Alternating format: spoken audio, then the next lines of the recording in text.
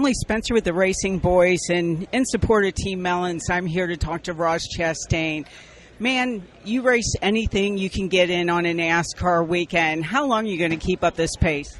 As long as I can, keep my team owners happy, because ultimately I make mistakes as a race car driver on and off the track. But as long as I can, everybody's happy. And the thing is that all of my owners want me in their race cars. They want to figure out a way, even if it means sharing two cars throughout one season. So it's a really good problem to have.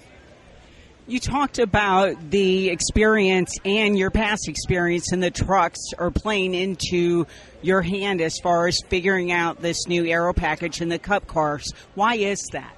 Well, the straightaway speeds are so much slower than last year in the Cup Series and years gone by, but your center of the corner speed and your minimum speed is up.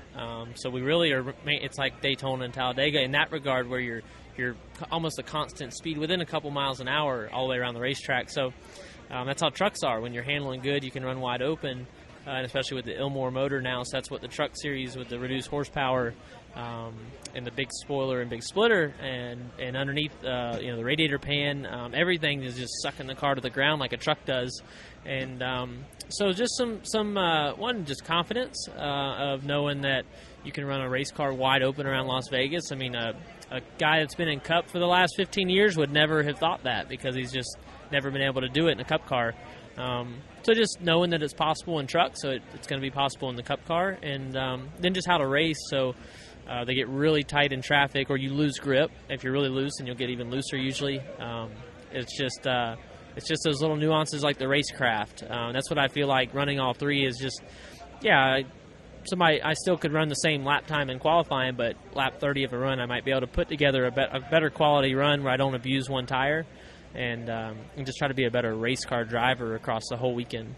I had somebody on Twitter bitching and moaning about Kyle Busch running in trucks and Xfinity, and I shot back at him, hey man, I just talked to Christopher Bell, and he said he wants to know that he can run with the best, so when the time comes that Cup ride does open, he'll be prepared.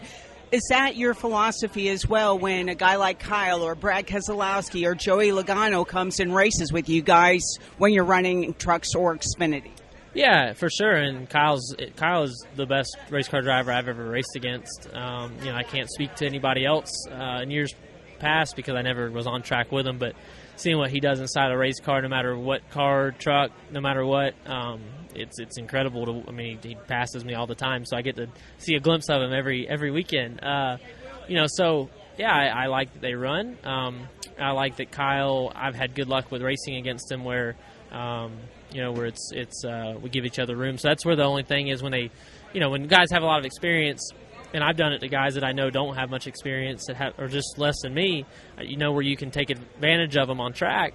And because guys have taken advantage of me there, so I do it to the next guy to get a position or to get lap time or to get around the lap car. And so that's where, obviously our incident last year with Kevin, now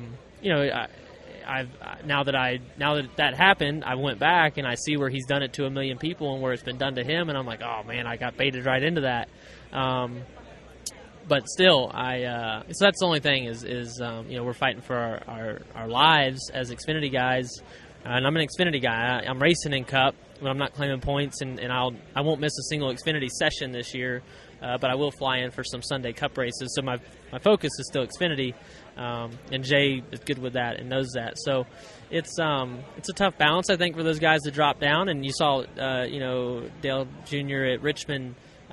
Probably too modest, and he was too kind. He raced hard, but when it came down to the final restarts, his car was a good long run car, but he gave me way too much room. I was able to just take advantage of it and get by him, and he should have put it on my door and pinched me down and held on to second and tried to go win. Not that he wasn't trying to win, but he gave me a lot of room, and that's something. It's a tough balance, I think, when those guys drop down. Speaking of last year, we really thought you were going to be the Cinderella story. Everything was going just probably as you had always dreamed it would be. And, then the bottom kind of fell out. But do you just kind of take that as a learning experience and carry it on and try maybe not to get drawn into a similar situation, or do you just kind of like, I've got to try to do whatever I can do to promote my brand the best I can? Yeah, no, it's definitely about the brand. I was just in a meeting before I just came out here to talk to you about some of that stuff and how to just show people who I really am, and I kind of get sucked into the way the schedules lay out. I'm in the garages all day long, all weekend, just running back and forth. So a fan that comes and sits in the stands for the race never gets to see my face. So how do I show them that, whether it's social media or getting out to more appearances, coming early, staying late, just those little things. Trying to be the people's champ, So it's funny, we were laughing. We saw De Benedetto had that. They're having a shirt made, I think, with that. We've been talking about that throughout the off season. So it's just like, how do we? And Matt's the same way. He's like, I got to show people. He does a better job than I do. But I'm not one to carry my phone around and take a selfie video all the day long and document it. It's not me. But I need to show people who I am. So on the business side, though, as far as the next chapter and what I'm going through now, it's I haven't changed how I drive on track. From a year ago to getting in the 42 to now, I drive as hard as I can. I race hard. Guys still get upset with me.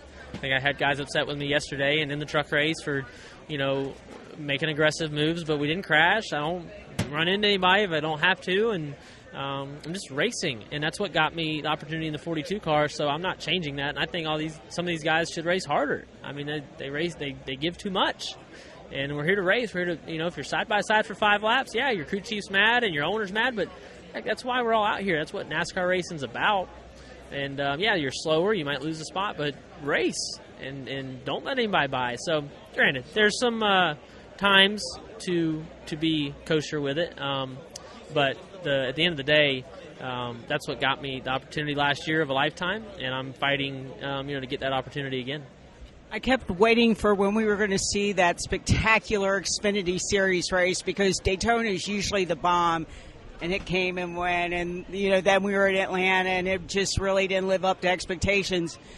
When we saw the Xfinity race at Las Vegas, man, I thought, okay, that's the real deal. And got to give a lot of props to Reddick and Bell up front, because, man, they went at it, and not just at the end of the race. It was like the last 50. We had spectacular racing in the Xfinity Series. Do you expect it to go more that way, in the upcoming races, or are people really just kind of feeling themselves out early in the season? No, I mean, everybody's racing, and whatever you can get your car to handle, I can do. I did notice that. I mean, we weren't handling great.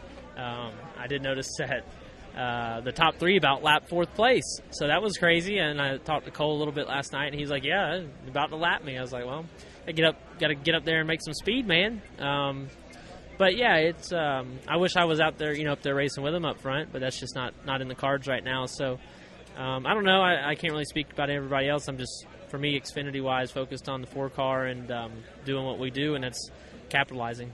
Well, you had a decent run, though, and it's probably not what you wanted, and it's certainly not where you were last year, but you will find the place where you can get back to that, I'm assured. Yeah, well, that's it's just funding. I mean, that's all, and so if we can we're in good meetings right now in the 15 car. We've got sponsors on the 4 car for the whole West Coast all year. That's a big deal. And True North with Al Neese, we had a shot to run 4th in the truck race on Friday night and ran out of gas. So that's a bummer, but we'll be back. That truck, we can win a race this year in that truck. We are legitimate contenders. We're not going to keep up with Kyle. But I was able to see him on the first 2 stages. At the end of the stage, I could see him in front of me. That's a big deal. Kyle Busch in a truck race, they got their stuff figured out, and he's got Rudy, his best crew chief ever. He kept him for himself this year. Usually he puts him on one of the other kids. So, racing with our other 2 trucks is a big deal for us. But going to get the win in that truck will be, a really good, obviously, a lifelong dream to win in the Truck Series too.